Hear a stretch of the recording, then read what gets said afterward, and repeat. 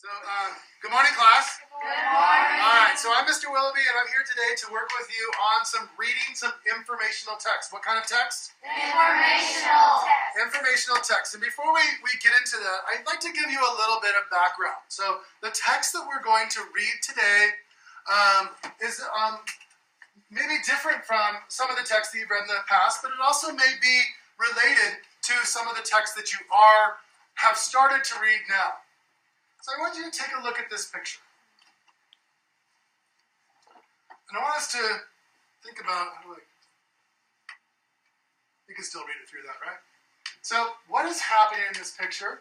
Who are these people and why are they there? This is a kind of, I'm trying to figure out what you know. I want you to take about 25 seconds with your partner and I want you to discuss who are they, what's happening, who are these people, and why are they there? Take about 20 to 25 seconds, talk with your partner, go. So today we're going to read an article. It's an informational text, a little bit more about this.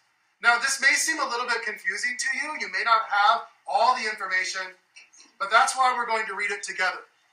And what we're going to do, that's called the Danish flag.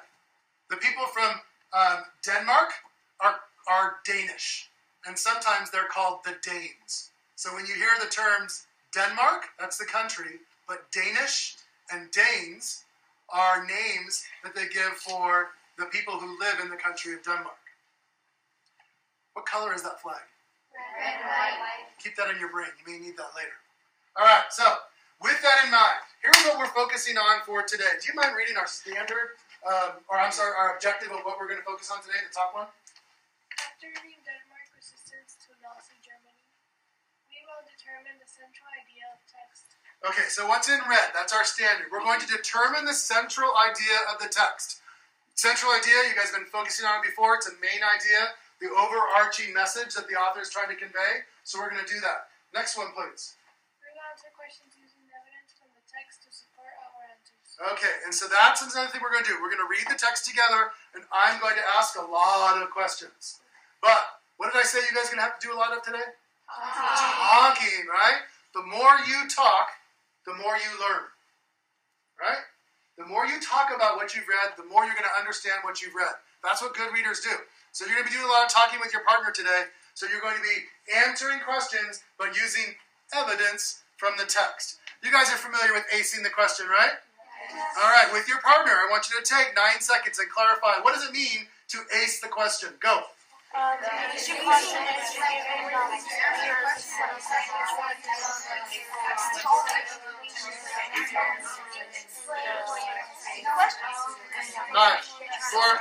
3, 2, 1. Who can tell me, what does it mean to ace the question, young lady in the pink?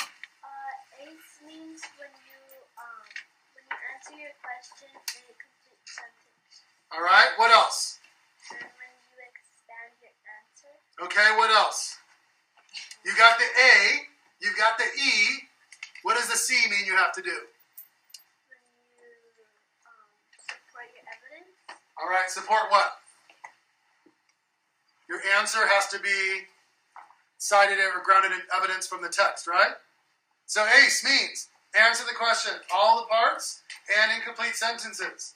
It also means to cite evidence, meaning that you need to stay in the text for your answer. You're probably going to be touching the text or looking at the text when you're answering. And when possible, expand to bring in other ideas or other parts of the text to further explain your meaning. Can we work on that today? All right, I'm going to help you out if you need some help. So, as I pass, actually, want to help me pass some of the stuff out? You can pass out to that side of the room. I'll pass out this side of the room. All right. So, before we start reading, I want to talk about some things that good readers do. So, good readers, especially difficult text, they read the text multiple times.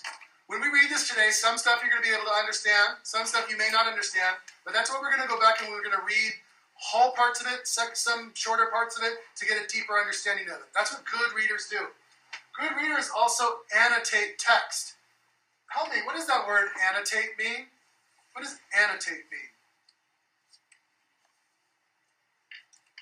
What do you think it means? Talk to your partner about it. What does annotate mean? What do you predict or guess it means? I think it means that you summarize.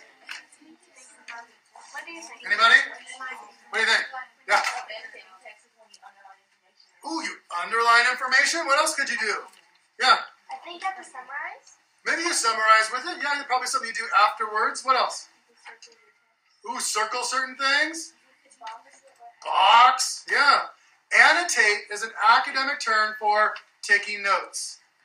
Right? So I'm taking notes. I can underline things. I can circle things.